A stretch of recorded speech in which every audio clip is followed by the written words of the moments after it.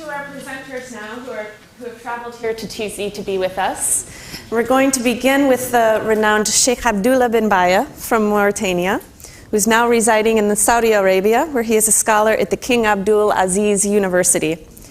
Shaykh bin Bayyah is founder and president of the Organization of Promoting Peace in Muslim Societies, and has been a vocal advocate against violent extremism couched in Islamic terms. His efforts recognized most recently by President Obama in his speech at the UN General Assembly this week. Translating for Shaykh bin Bayyah is Hamza Yusuf of Zaytina College. Shaykh bin Bayyah. Alhamdulillah Rabbil Alameen.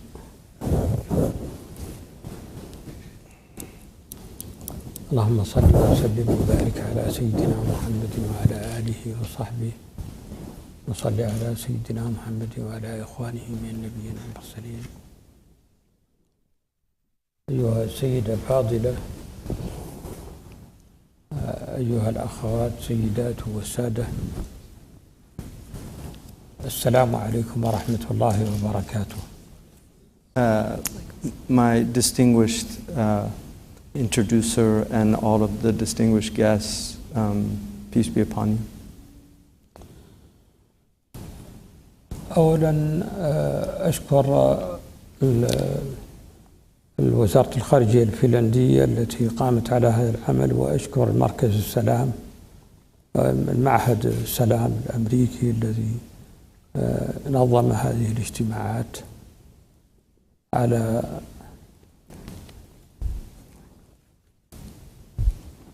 The first thing he wanted to thank the Ministry of Exterior from Finland and also this Institute of Peace for bringing about this forum, important forum. السؤال الكبير هو إسهام رجال الدين في السلام. قضية السلام هي تحد للبشرية منذ وجد الإنسان على الأرض. كان من مشكلاته الكبرى السلام، لأن البحث عن الثروة وعن القوة هو من طبيعة الإنسان، فكان هذا سببا للحروب. جاءت الأديان والفلاسفة والأخلاقيون والعقلاء لإيجاد حل لهذه المشكلة، لمشكلة الحرب في قلوب الناس، مشكلة الاعتداء، مشكلة القتل. من عهد آدم، من عهد ابني آدم المعروفين قابل وهابل، بدأت المأساة.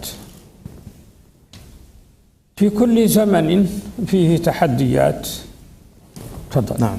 So he said that the big question that we're addressing is the role of religious leaders in terms of addressing the problem of violence and extremism. And he said that violence has been a human challenge from the very beginning of our species.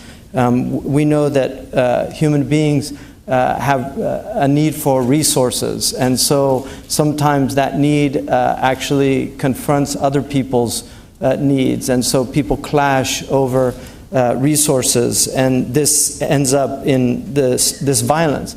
And so we've had in history religious leaders and then philosophers, people of intellect that have attempted to address this problem at a deep level, so that they could help solve this problem and bring about peace. And he said that this is a problem that resides in the hearts of people, this problem of violence and extremism.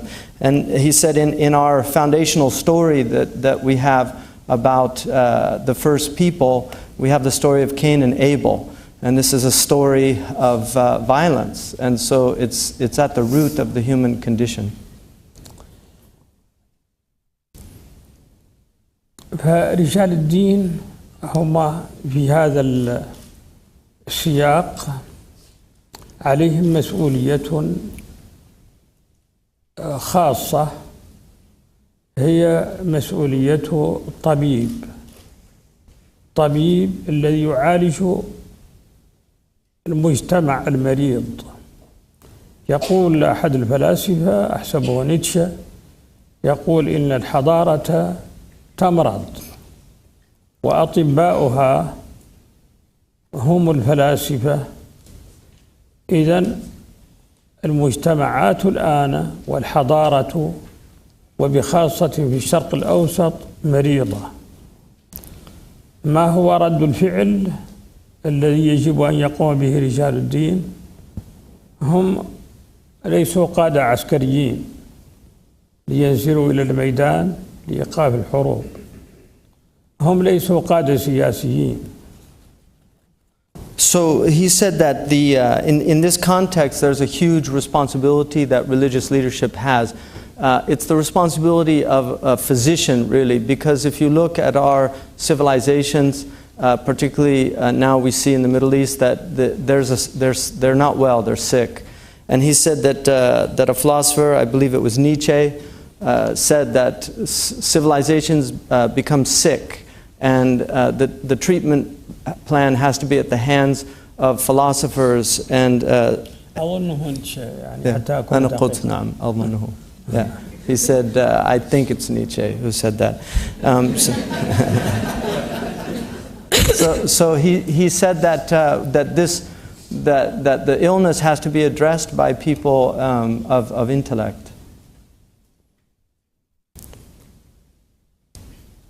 فقلت يعني فننظر إلى دور رجال الدين في هذا. يبدون في الفقرة لم تترجمها وهي أنهم ليسوا قادة جيوش. نعم. So he noticed I didn't translate something. So he's very fluent in French, and he follows my translations. But he said that the religious leadership are not military leaders. They don't have the capacity to go in as a military force and stop these conflicts. ليسوا قادة سياسيين أيضا لاتخاذ إجراءات سياسية ترضي الناخبين. And he said that they're also not political leaders that can take political decisions that please or otherwise their political constituents. ليسوا لهم ناخبين هم. He said they don't have people that elect them into power. وناس يتصرفون طبقا لقناعات أخلاقية ودينية. He said these are people that what emanates from them is based on their spiritual and their ethical positions. وكما قالت الأخت التي تكلمت قبل قليل قد يكونون في ظروف صعبة لكنهم مع ذلك يناضلون من أجل السلام. And he said, like that was said by the previous speaker, that sometimes they're in incredibly difficult conditions, and yet despite those conditions they rise to the occasion and do what they can. فهنا ننظر ما هو العلاج الذي يمكن أن يقدمه رجال الدين. So here we have to look at what is this treatment that we can put forward from the religious leadership in order to treat this problem. إنه علاج يتوجه إلى العقول والقلوب والعواطف. He said primarily this is a treatment that addresses the intellects, the hearts, and the emotions. مقاربتنا هي أن نعلم الناس. Our approach is to teach people. هناك مثل إفريقي. We have an African proverb. يقول إذا وجدت القرد مريضا بسبب دقيق أو ثمر الدقل، يعني نوع شجرة في إفريقيا، باو يعني شجرة في إفريقيا. وإذا أردت أن يشفى فزده من هذه الشجرة. He said we have an African proverb. There's a monkey that eats a fruit from the baobab tree, and the fruit makes it sick. But the treatment is to give it more of the same fruit. فنحن أيضا نزيد الناس نعلمهم الدين زيادة. So he said that the treatment here is not less religion, but actually more. that they need to better understand their faith. لأننا نشعر أن عند هؤلاء جهل إن عند هؤلاء جهلا في الدين. Because these people actually, it's out of religious ignorance that they're doing what they're doing. فمعرفتهم سطحية. They have very shallow understanding. يستشهدون ببعض النصوص الدينية. They use some decontextualized verses and things from religious texts. وبعض التأويلات والتفسيرات. And their own interpretations and explanations. وبعض الأمثلة في التاريخ. And also some historical examples. هو بناء نحاول أن نفككه. So this is really an edifice that we need to deconstruct. هو تيار عنف. It's this current of violence. نحاول أن نبني تيارا يواجه هذا التيار. So we have to build that which will confront this current. أن نقدم كل المقولات وكل المفاهيم and put التي تهيئ السلام. So we have to put forward intelligent responses and correct understandings that will address the problems. نحن قد لا نستطيع أن نقول لماذا. الأخت قبل قليل تكلمت عن لماذا وقالت فيه مظلوميات فيه فقر فيه كذا. هذا صحيح، لكن نحن نحاول أن نجيب على كيف مباشرة، أي كيف نعالج مثل الذي يطفئ الحريق، لكن نهتم بلماذا أيضا. So at this stage he feels that the why is not what needs to be addressed in the immediate circumstances. That, as the previous speaker mentioned, that there are conditions that bring about these problems, but right now the focus should be on how to address the immediate problems. It doesn't mean that we neglect the why. The why is important, but in the immediate circumstances it has to be how do we address this, not why did it come about. نحن طبعا نطرح الأسئلة الثلاثة وهي ماذا، لماذا، كيف. And so we always put forward in our methodology 3 questions: what, why, and how. لكن نبدأ بكيف. But we begin with how. ليس معناها أن نهمل البقية. It doesn't mean we neglect the other 2. لكن نحاول إطفاء الحريق حتى نرجع على لماذا. We have a fire that we need to attempt to put it out before we can get into the causes of the fire and who started it. لأن قد لا يكون بإمكاننا أن نستجيب للأسباب. Sometimes the problems are too complicated and we can't even really get to the actual whys. مظلوميات، فقر. There's victimization, there's grievances, poverty. Yes, thank you. لكن نحاول أن نقدم فرصة السلام لتكون مناسبة لحل تلك المشكلة. But we want to put forward the opportunity of peace because the opportunity of peace is the appropriate environment that we can address these other issues. وهذا موضوع نقاش كبير بين المفكرين في العالم الإسلامي. This is a big area of debate amongst intellectuals in the Muslim world. يقولون كيف تتكلم عن السلام ولا تتكلم عن المظالم. They said, how can you talk about peace and you're not addressing the grievances?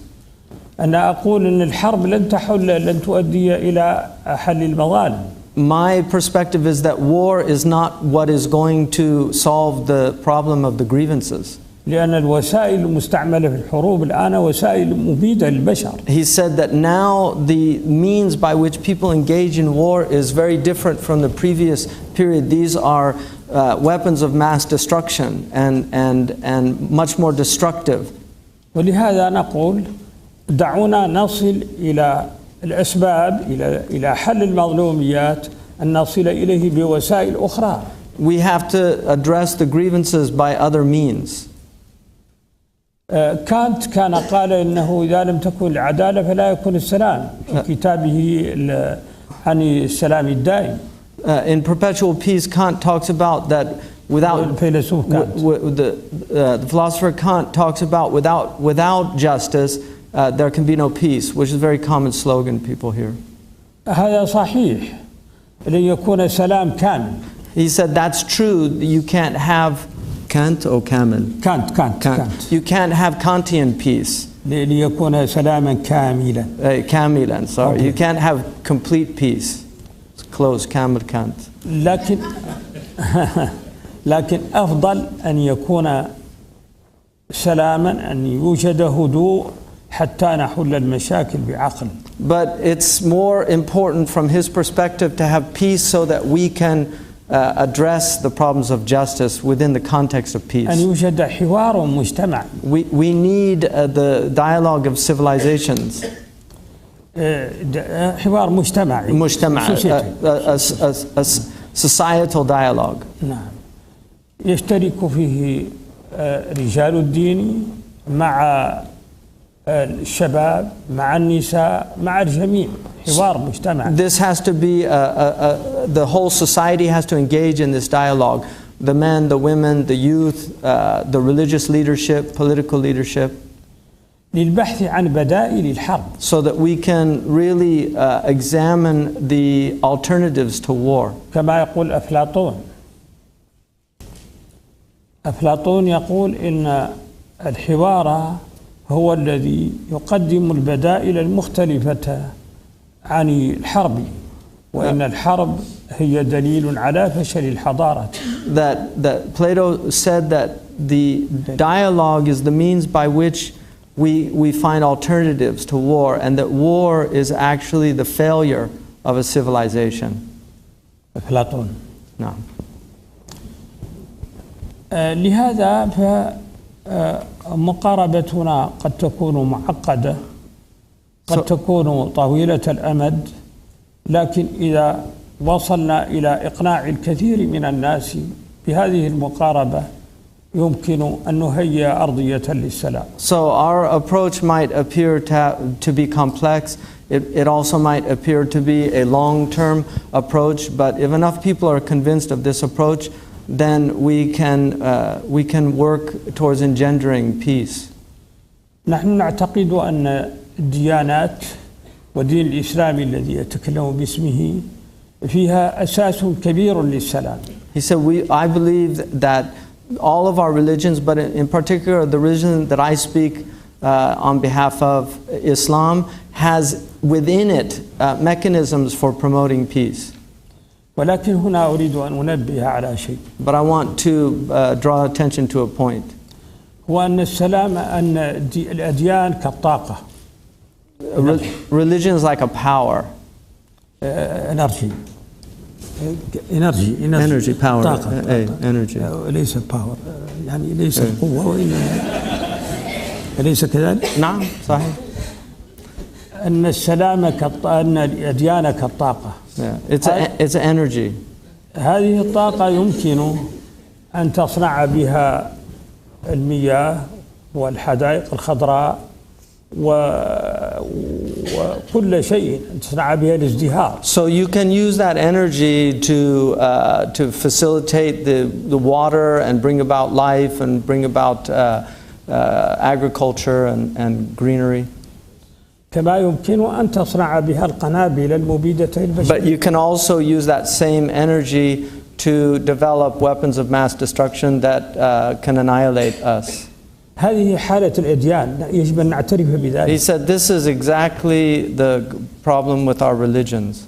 فالإنسان الذي يحمل الدين هو المسؤول عن هذه الصناعة. So the people that carry the religion, they're responsible for how they use this energy.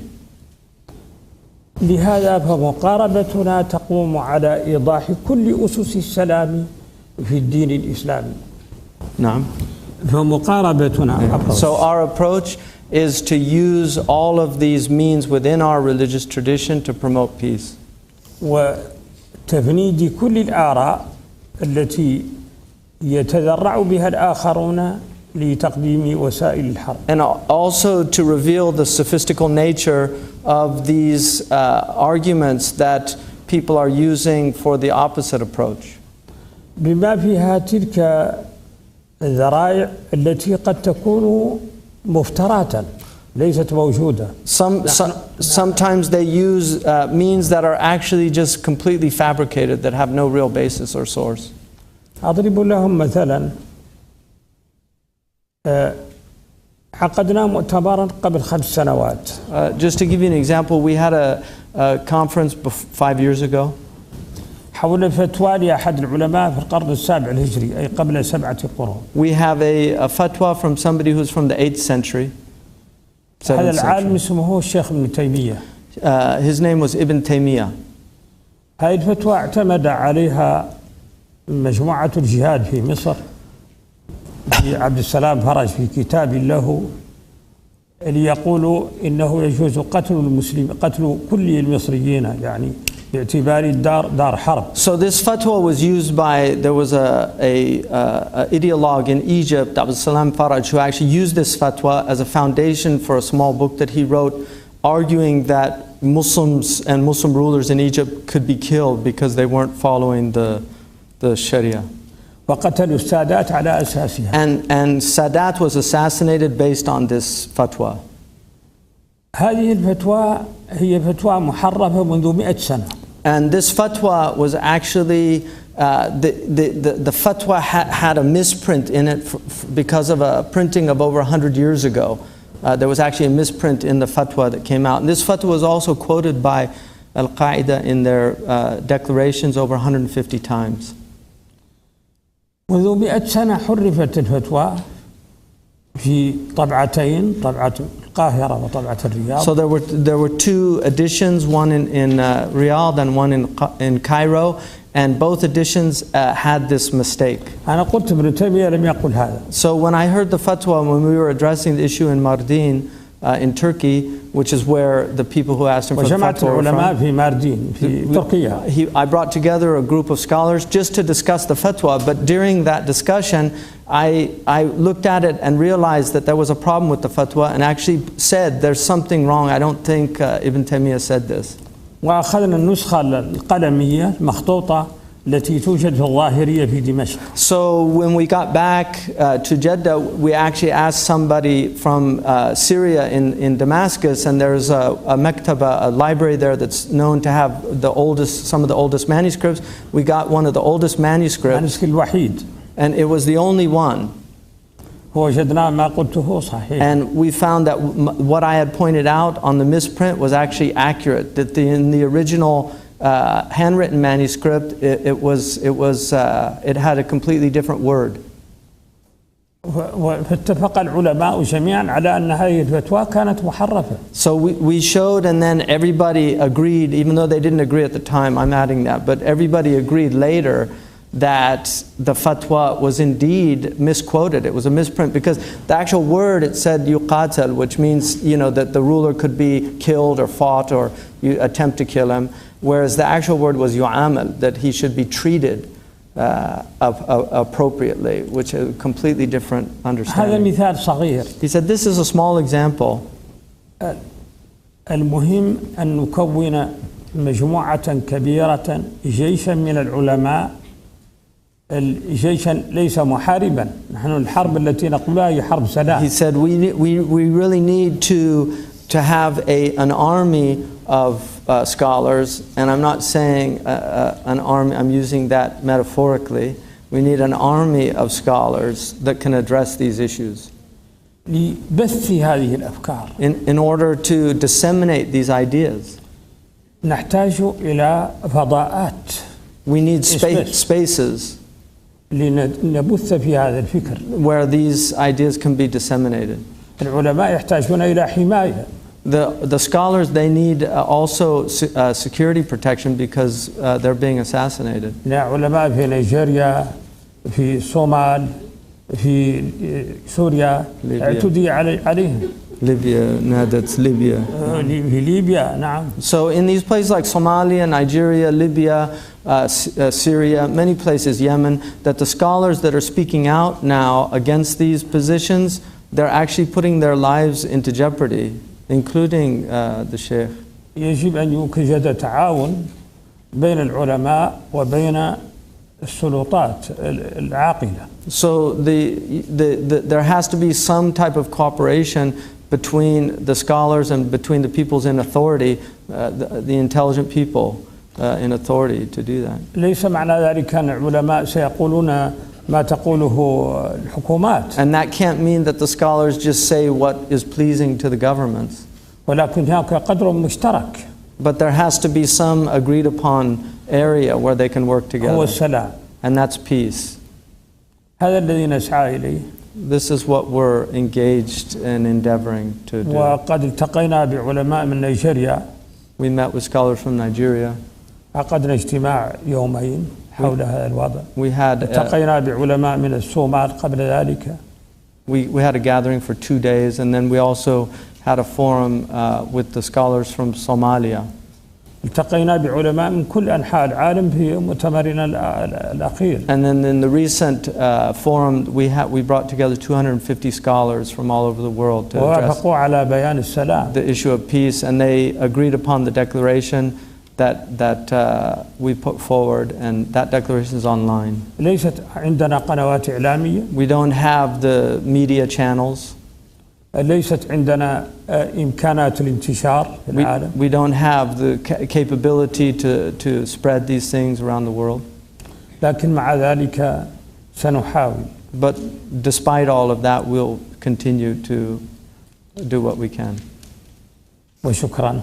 والسلام Thank you. شكرا جزيلا.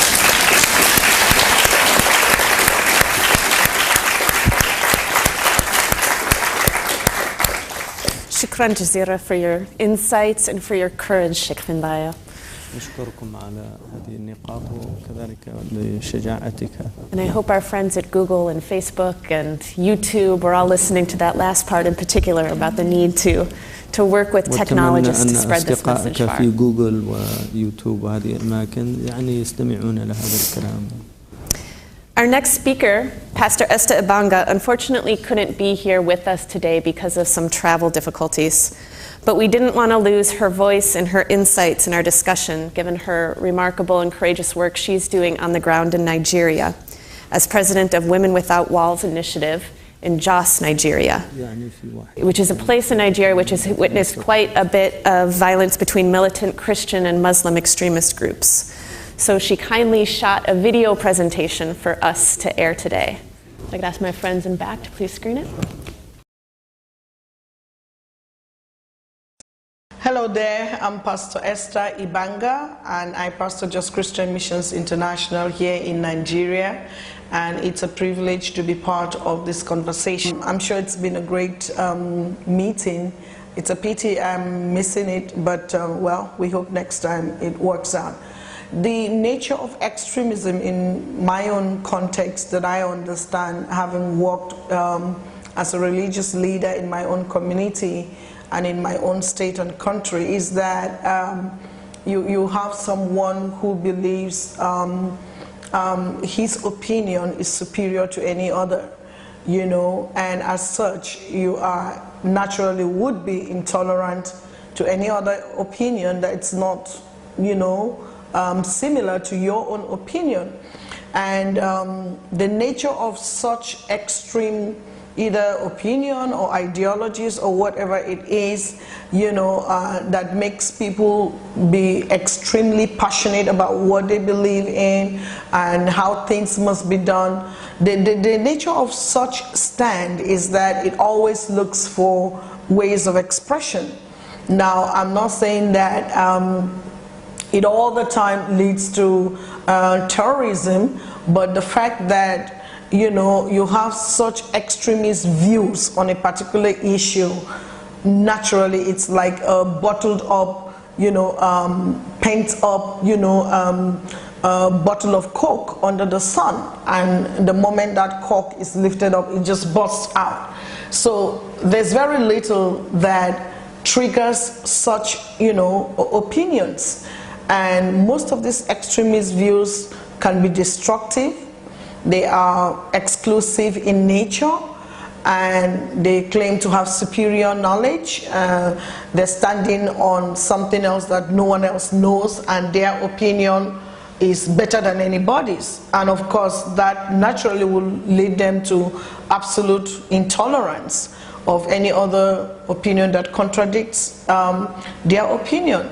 So basically we're talking about how that affects, you know, family units and then the society at large. It is very important that we also address the issue of injustice. You know, most extremist views have a feeling that you know, they have not been given fairness, and so there's a sense of injustice that justifies whatever that extremist views now results in. And so that sense of injustice needs to be addressed. And I must say that as religious actors, we really do have a challenge, particularly female religious leaders, because you'll be surprised that even in the religious circle, first of all, there is very little platform for example, women that can participate and actually have their voices heard. It's a male-dominated area, even in religion. Most religions do not believe a woman should actually speak. So it's actually a challenge for a voice, or the voice of a woman, to speak strongly on the issue of extremism. And I also think that one of the challenges we face as religious leaders is the fact that you can only counsel them and you can pray for them, but you can't force them. So if somebody is holding so strongly to an opinion or a view, you know, you can only counsel. You can only try to make the person see the other way, but you can't force them. Some of them are actually born with that belief system. So, you know, there's only so much you can do. And like I mentioned about the strong male voices, I really think that platforms should be created for more female voices. Number one, their mothers, their sisters, their daughters. There's a way a woman perceives and ministers that's different from a man. And I also think that outsiders can help by creating more platforms where religious actors are actually involved in decision-making process. That is really, really important. When policies are formed and made, you know, religious leaders are totally exempted from it because they feel that it is totally outside the mosque or the church. But I also think that they need the input, so to speak, the guidance from a spiritual perspective. We're all spiritual beings as it is. And in the long run, there are principles that guide us. The Bible guides every Christian in the way he or she lives.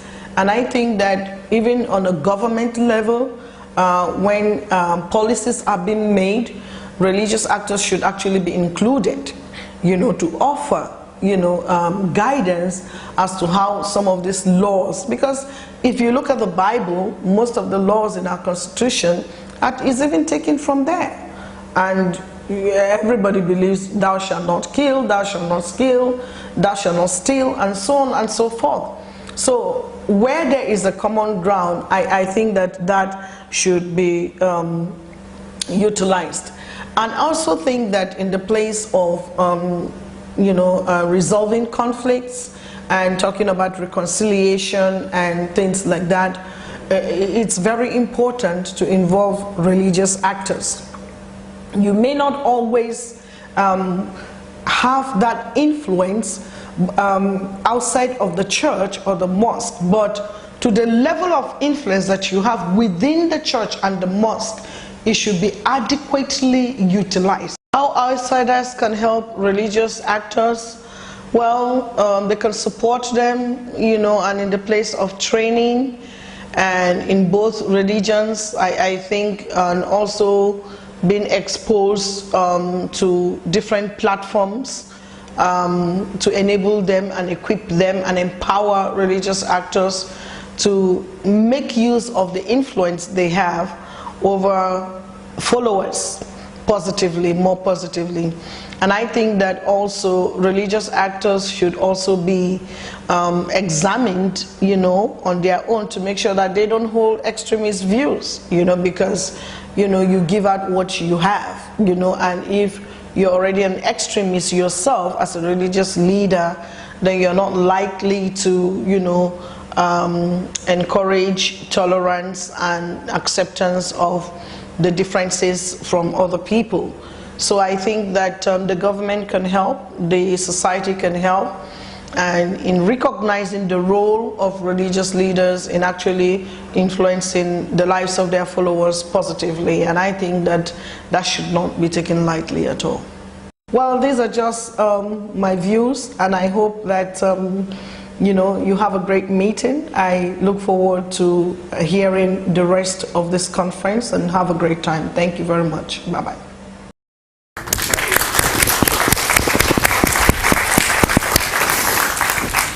Our final speaker is a dear and old friend of mine, Vinya Aryaratna from the Sarvodaya movement in Sri Lanka.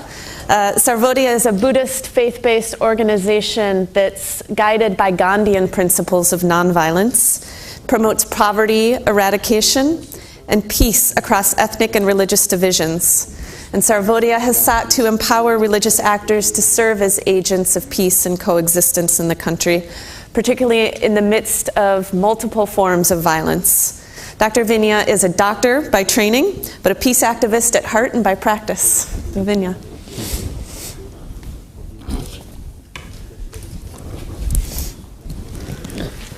Thank you, Susan. Shaykh bin Bayyah, distinguished ladies and gentlemen. I'm deeply honored and very humbled to be a part of this distinguished panel. I speak as a lay Buddhist, a practitioner who is connected to the Sarvodaya Shramadana movement of Sri Lanka, which is by far the most widespread grassroots development organization in the country, which is based on Buddhist and Gandhian principles, as mentioned by Susan. We work across all ethnic and religious communities in the country, and we have a history of working in Sri Lanka for more than 50 years now. Sri Lanka is a country which is now emerging out of a very violent conflict which lasted for more than 30 years. And today, though the war is not there anymore, we are trying to rebuild our country, which is a multi-ethnic, multi-religious society. And we have also experienced violent extremism in Sri Lanka during the last 3 to 4 decades. The more prominent one has, of course, been the ethnic strife that had affected our country for nearly 3 decades. But there were also other insurrections, youth insurrections, very violent insurrections, twice in our history, which had also claimed the lives of hundreds and thousands of youth who belonged to both ethnic communities. Now, I would say that religion played an insignificant role in those conflicts compared to what some of the recent trends that we see in our country today. We have seen during the last few years actions by certain Buddhist monks who have taken up a confrontational stand against the Muslim community in Sri Lanka, which is very unfortunate. And this has also resulted in serious riots recently, and where a number of lives were lost, and also significant damage to livelihoods and also to property.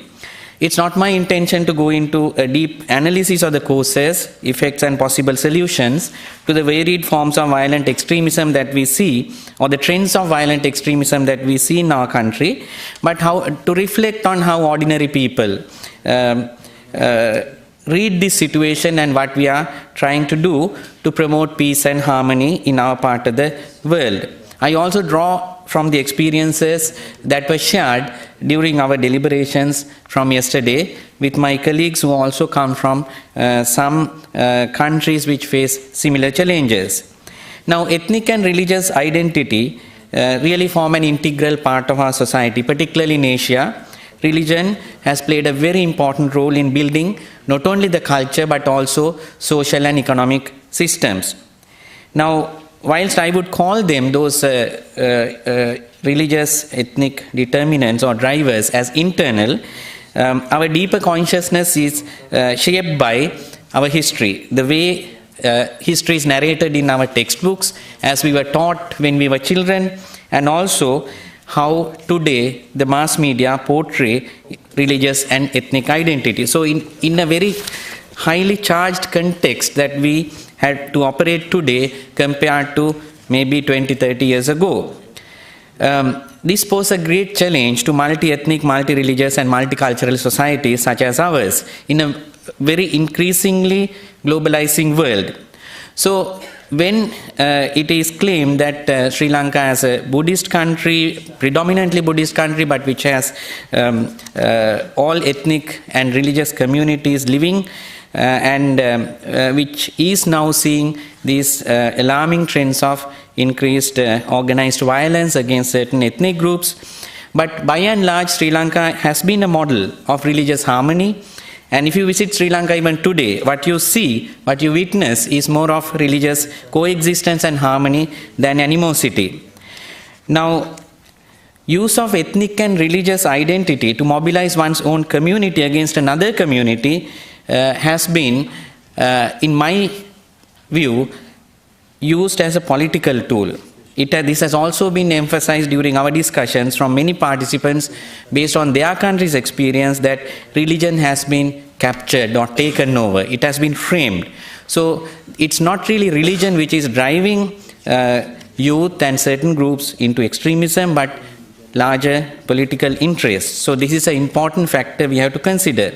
Now, how do we address this trend of extremism and radicalization? At the outset, I would like to say that extremism and radicalization cannot be or solely or primarily addressed through a security doctrine only. There are enough examples. Now, in our context, we see three important spheres of influence that are important. One is what we call the psychosocial dimension, and we call it the consciousness. Consciousness is the way how we think collectively, as individuals, as communities, on various things that affect our lives.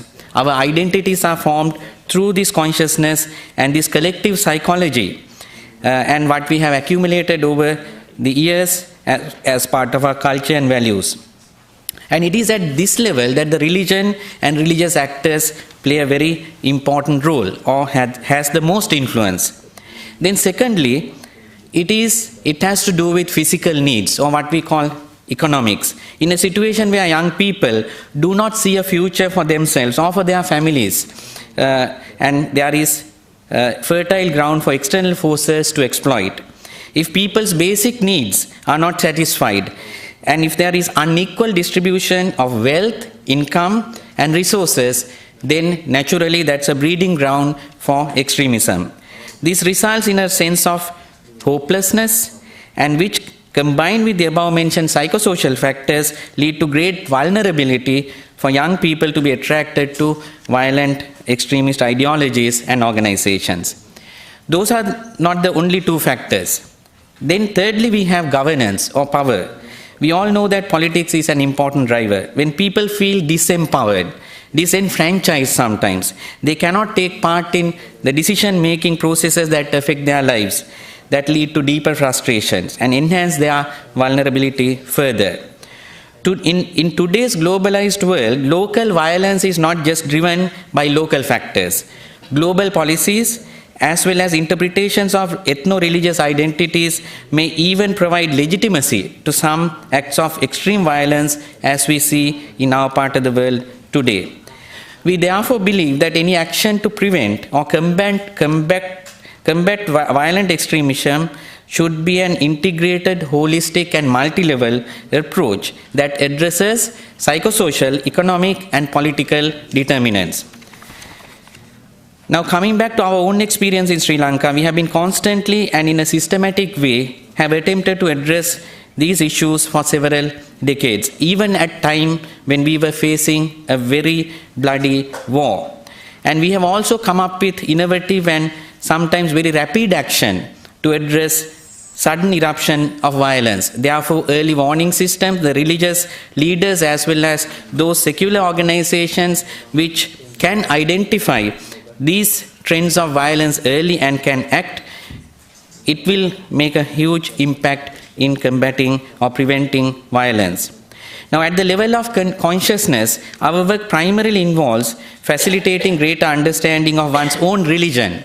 The religion is misinterpreted. Now, Buddhism is a very, very peaceful religion which promotes ahimsa, non-violence in every aspect, thoughts, deeds, and words. However, it has been interpreted by certain groups in a very different way. Therefore, we also have to understand not only our own religion, but how we relate to other religions, particularly in a multi-religious, multi-ethnic society. So we have been involved in not just education of our own communities, but also relating to other teachings of other religions. And we have researched and published books for children, youth, to learn and understand basic religious teachings of other traditions. Sometimes they are simple storybooks. They have been published in both Sinhala and Tamil languages, the languages that are mostly spoken in Sri Lanka and distributed throughout the country. They have had a tremendous impact of promoting understanding. We also recognize the important role played by the religious leaders themselves and also other religious actors. Interfaith dialogue and understanding has to be promoted. Now, sometimes we are being criticized for promoting interreligious activities. However, if you prepare the religions and religious leaders first to look at their own religions before they have interreligious dialogues, then I think we can have a very big impact. During the last 3 years, we have organized such programs involving hundreds of religious leaders, which include training and capacity building. We see now a disconnect between sometimes the traditional religious leaders and younger generations because they cannot readily relate and interpret the teachings of religions in a way that is relevant to the present day generation's needs and aspirations. So there has to be a certain facilitation to build capacity and to get them to be equipped with certain skills that are required. That may include communication skills, understanding how to use certain types of technologies, how to use multiple sources of references, and so on.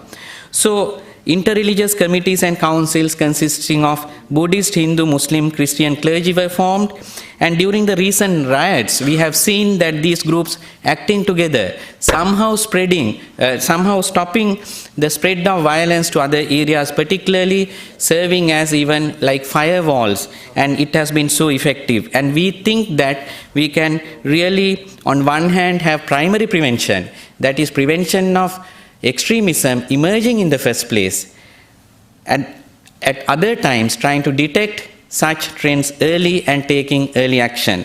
And these multi-ethnic, multi-religious councils have been able to effectively stop violence from spreading to many parts of the country when we have witnessed such violence in some isolated locations. So the important driver is really the consciousness, but at the same time we have to also act on the other two spheres, which is economics and governance. Economics also, traditionally our societies have been shaped, even our economies have been shaped by certain principles that are found in our faith traditions. We have Buddhist economics, where are certain principles of sharing, how an economy should be organized around the principle of justice, equality. That is very important. Today, our per capita income as a country is very high. We are a middle income country. We are no longer a poor country, but the income distribution is so skewed that there are so many disparities, and even if you take certain basic indicators such as malnutrition or even infant mortality rate, health and social indicators, the national indicators are very good, but then you see vast disparities between districts and regions. Therefore, it's very important to address inequities, and every religion has certain principles how you should organize your economics, or how systems should be organized at community level to satisfy basic needs of people. We need to have the religious leaders and religious actors reflecting on those economic principles as well, and that can also affect policies. Lastly, the aspect of governance. We all know that we would like to be part of decision making, of decisions that affect our lives. The principle of subsidiarity. Has it been really practiced in our country? Most of the violent groups or the groups of, say, youth who are attracted to extremist groups have felt that they have no part in the decision making. So basic principles of democracy, by way of forming community organizations, get them to be involved, get them to be part of electoral processes, local government elections, promoting dialogue where you can influence policies at multiple levels. Those are important interventions that can also prevent extremism and radicalization.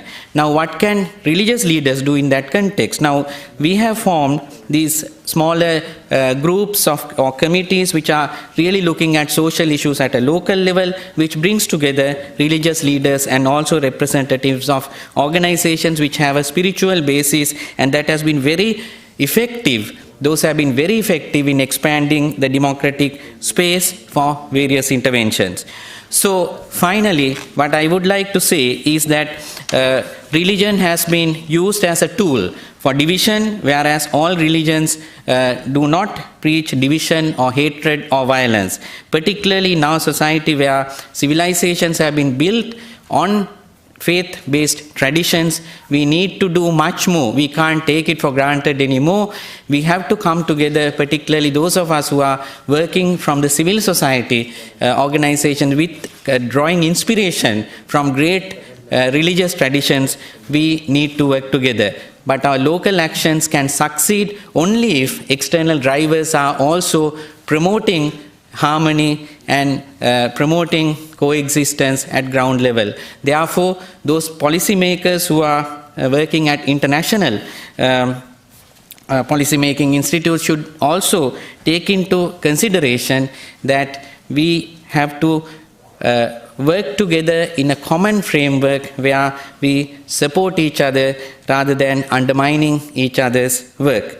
I would like to thank the USIP for giving me this opportunity, and I assure you that we all would continue to work at grassroots level. We have to bring bridges. That is why we have many who come from the country, from the grassroots, who are working together, and we have to draw strength from each other, because sometimes even our lives are in danger, because we have to really work with certain forces which do not believe in non-violent conflict resolution or peace building. Thank you very much.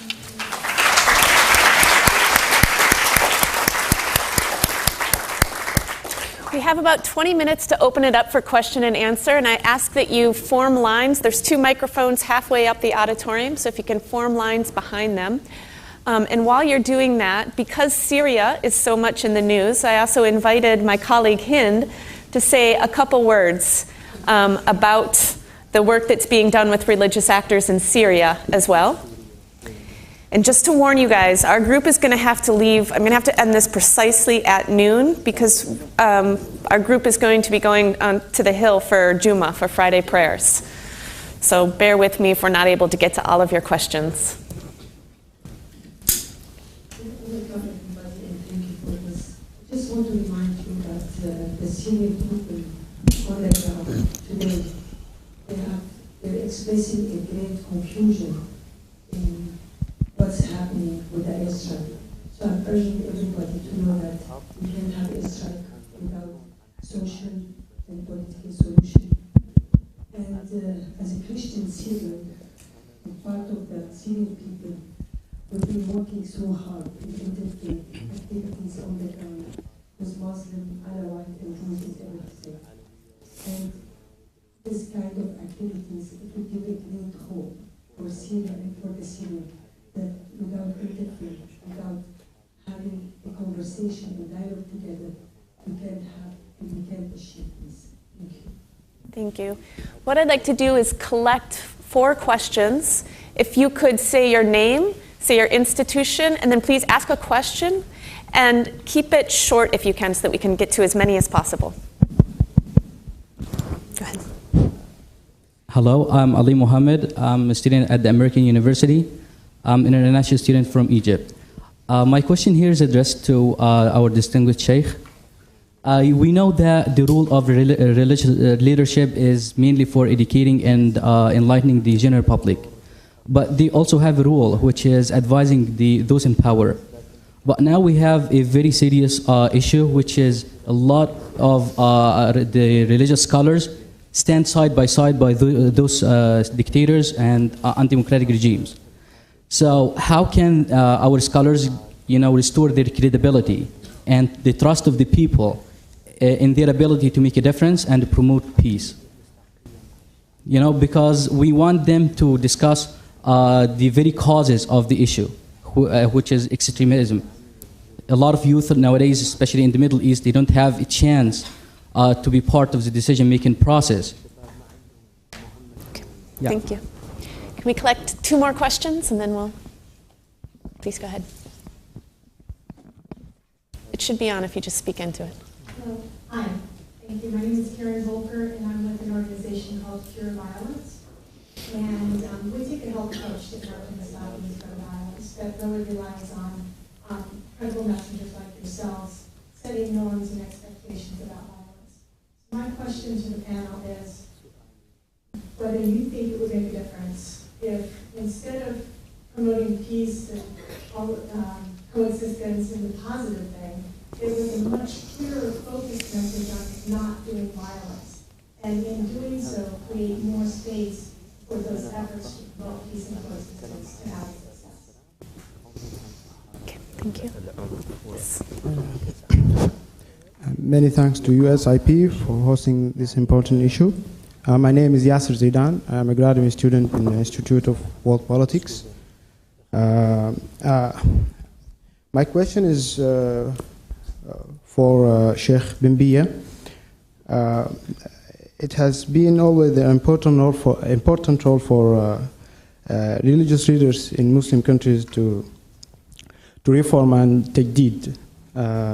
But the problem is that there are some religious texts that hasn't been more organized or interpreted.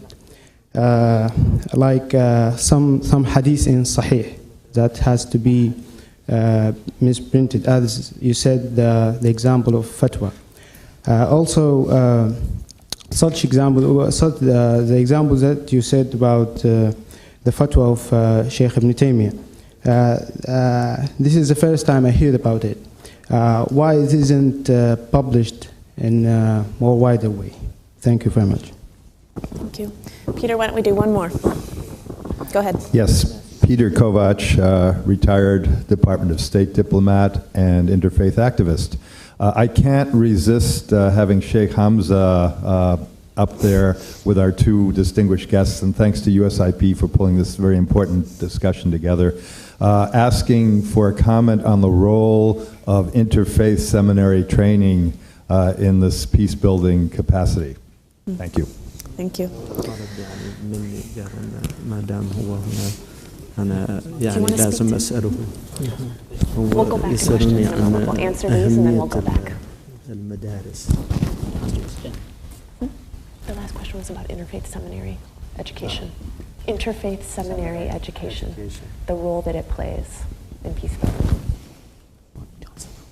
You can speak to it. I think I'll answer the last question. We have been promoting the interfaith dialogue mainly, and also connecting the religious leaders from different faiths to their lay followers. That's a very simple model. I don't know whether I got it. That's good.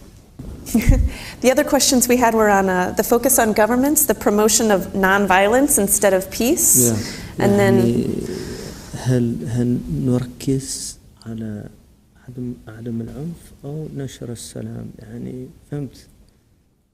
Did you? I mean, she's saying on basically how you frame. How we frame it. How we frame it. Putting the focus on not resorting to violence. يعني as opposed to advocating for peace. نركز على يعني أن لا نستخدم العنف أو أن يعني ننشر السلام. هو يعني السؤال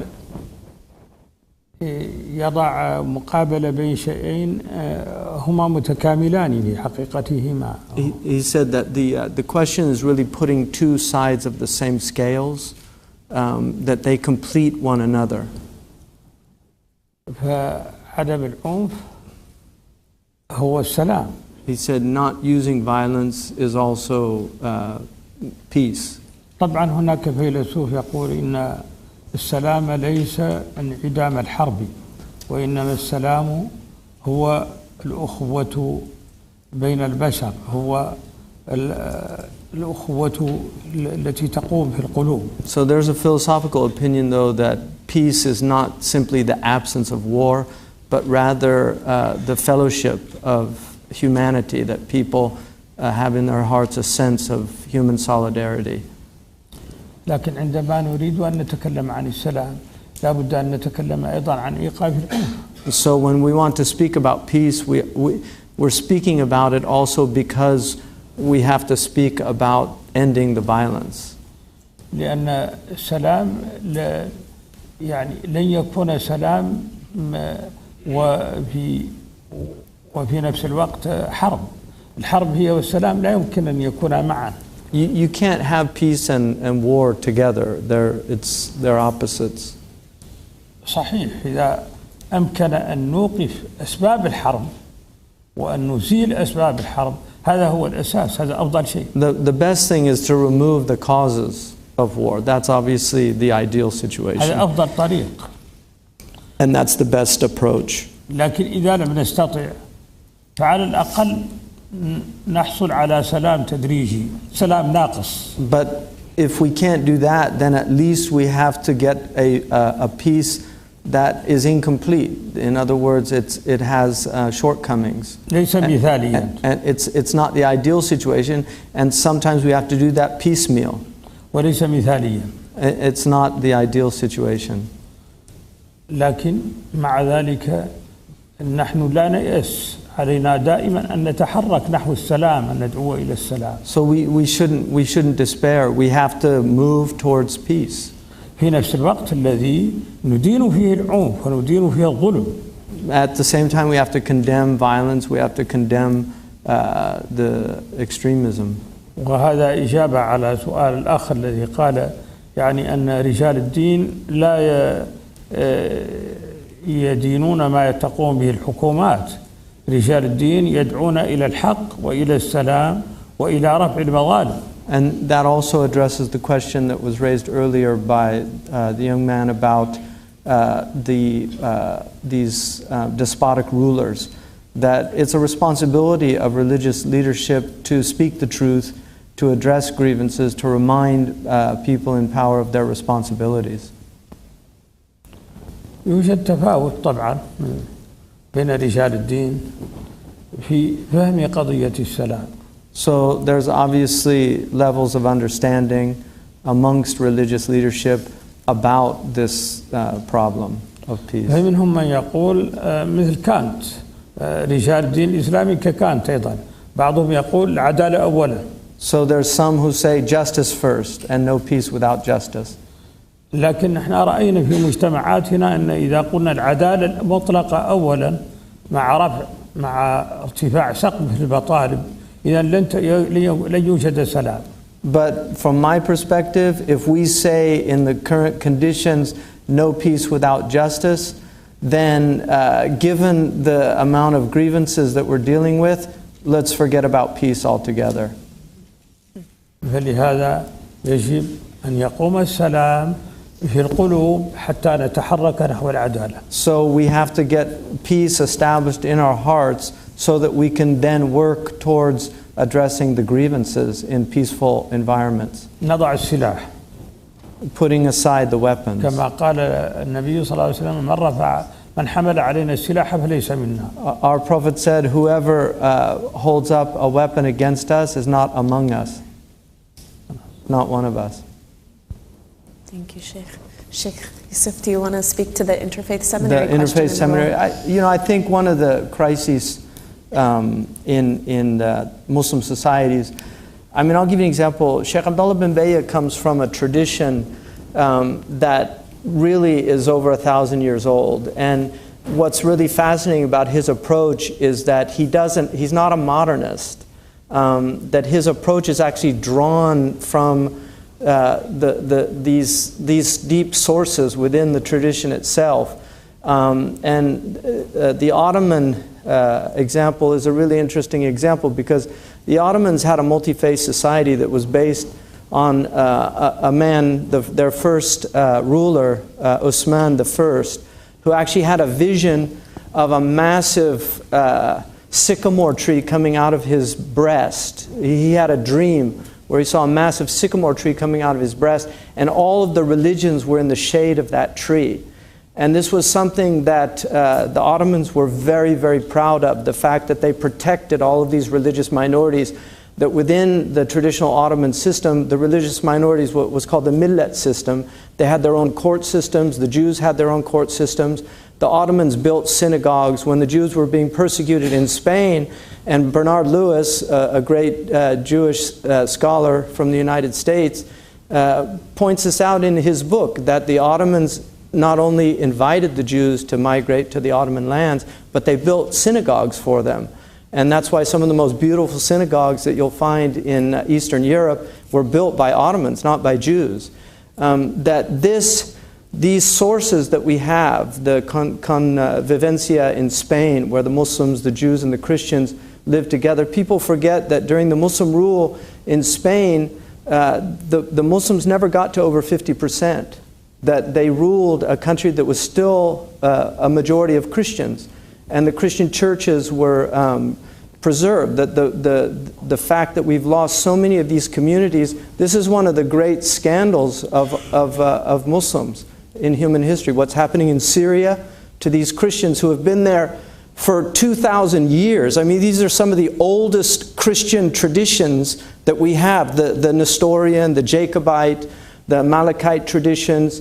These are ancient Christian traditions. The Malibari Nasranis that are in India, these were ancient Christians that were persecuted by Orthodox Christianity and yet lived in the Muslim world. The icons during the iconoclastic period in the Muslim world, the only icons that we have during the iconoclastic period where the Christians went and burnt all the icons, that was a short period in Orthodox history, but the only icons from that period are from the monasteries that were protected by the Muslims. And so Muslims traditionally understood this, that there was a responsibility toward religious minorities, and this unfortunately is from the massive ignorance the religious ignorance that we have. And that's why Shaykh Abdallah, his argument, Jonathan Swift said we have just enough religion to hate one another and not enough to love one another. That's a very apt truth for our age, that we have forgotten, as was pointed out about the axial face, that they came in a time of immense violence and conflict, and were actually introduced to remove that. Karen Armstrong, in A Prophet for Our Time, about the Prophet Muhammad, argues that his central thrust was to create a peaceful environment on the Arabian Peninsula, because there was so much violence and vengeance. So we've fallen back into this what they call the Jahili period. And I think if we don't address the madrasa issue and real enlightened religious leadership in all of our traditions, because we know that we have Jewish extremists that teach a horrible form of Judaism, where people are seen as less than human in the Holy Land. That doesn't represent the great tradition of Rabbi Hillel and other of the great religious enlightened leadership from the Jewish tradition, that says the whole foundation of the Torah is to love God with all your heart and love your neighbor as yourself. And everything else is just commentary. And so, and the same with Christian fanaticism and Buddhism, which has a nonviolent PR. But if you study Buddhist tradition and just study what the Buddhists did to the Muslims when they reconquered Afghanistan, I encourage you to read the Claws of Buddha, which is about religious violence within the Buddhist tradition. So Buddhism has a history of violence also. So that all of these religions, like the Shaykh said, they have violence and they have the potential to eliminate violence, and it depends on how we use them. Thank you. We have 5 minutes, so if we can take these 2 questions, and I'm going to ask a closing question as well. Thank you. Ali al-Mawlawi from the Embassy of Iraq. I'd like to ask the distinguished speakers whether they see a difference in terms of root causes between sectarian-based conflicts and conflicts between religions. In other words, should there be a different approach in terms of intrafaith dialogue and interfaith dialogue? Thank you. Thanks. Hello, I'm Mahreen Farouk from WORD, the World Organization for Resource Development and Education. I wanted to thank all the speakers, especially Shaykh bin Bayyah, for your excellent comments and particularly your fatwas against violent extremism. Our organization, WORD, has published a number of reports on the importance of engaging religious actors, but often we find that Western governments are hesitant to engage these actors, and they're slow to address the need to build the institutional capacity of religious networks. So my question is, how can we work to overcome and address this challenge? Thank you. So the first question is on the difference between doing intrafaith and interfaith. intrafaith يعني بين نفس المنتمين حوار بين مثلا سني شيعي. Whether the root causes of those conflicts are different and require different avenues to solve. المقاربة تختلف لما تكون الصراع من داخل الدين نفسه ولما يكون الصراع بين الأديان. The second was about overcoming the reticence that the Western governments have to engaging with religion. والسؤال الثاني حول السكوت أو يعني تجنب الحكومات الغربية في استخدام القادة الدينيين في تقديم حلول لهذه المشاكل. And the final question I would like to add is similar to that. It's some of this reticence I know comes from recognition that Western governments working with embracing some of these actors or Western organizations like the U.S. Institute for Peace doing so can delegitimate them or put them at risk.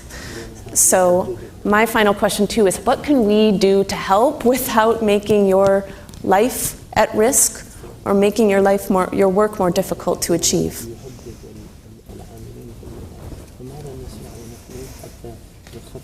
تحديدات لأمثالكم.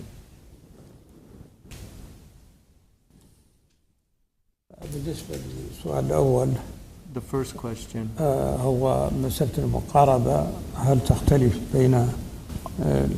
بين الحوار في داخل الدين الواحد أو بين الديانات المختلفة؟ Are the approaches different from when you have inter and intra religious conflict? هو أولا إذا أخذت خريطة الشرق الأوسط تجدي المشكلات في الدين الواحد. مثلا عندك خط من طهران إلى لبنان إلى اليمن اليوم هو بين الشيعة وبين السنة. So if you look, for instance, in our region in the Middle East, you have in Iran and then Lebanon and then to Yemen, you have this problem between the Sunni and the Shia. مرورا بالعراق وبسوريا. And then you pass through Syria and Iraq. عندما ننزل غربا طبعا هناك منطقة التي فيها منطقة دولة إسرائيل أيضا هي موجودة هناك. And then also when you look at Israel, the state of Israel, for example, you have the same problem. إذا نزلت غربا إلى مصر وإلى ليبيا تجد خلافا في داخل مذهب واحد هو مذهب أهل السنة، لكن بين من لهم فهم خاص أو بالتالي يقولون إنهم يمثلون الدين الحقيقي، وبين مجموعة أخرى لا يمكن أن نقول هي خارج الدين لكن قد تكون لها نظرة في الحياة تختلف. So in Egypt, for instance, you have a problem of within the Sunni Muslims there, one group says that what they're doing is the right way to the way that a country should be run, and they're saying the other group is wrong in that way. So they have different understandings of how they're. بعض يقول علمانيين So some people use the term secularist and Islamist. أنا في الحقيقة لا أجد حدودا قوية ظاهرة بين هذا. I don't really see a real demarcation that's clear to me to make those type demarcations. فالحقيقة أن المقاربة هي أن نبحث عن حوار جاد ينطلق من مصالح الأوطان ومن سعة الأديان. So for me, the approach has to be based on a dialogue that emanates from a serious dialogue that emanates from a desire for understanding, and then also looking at the shared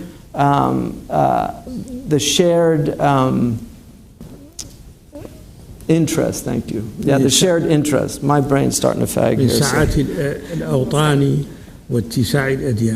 And also from the broadness or vastness of these religious traditions.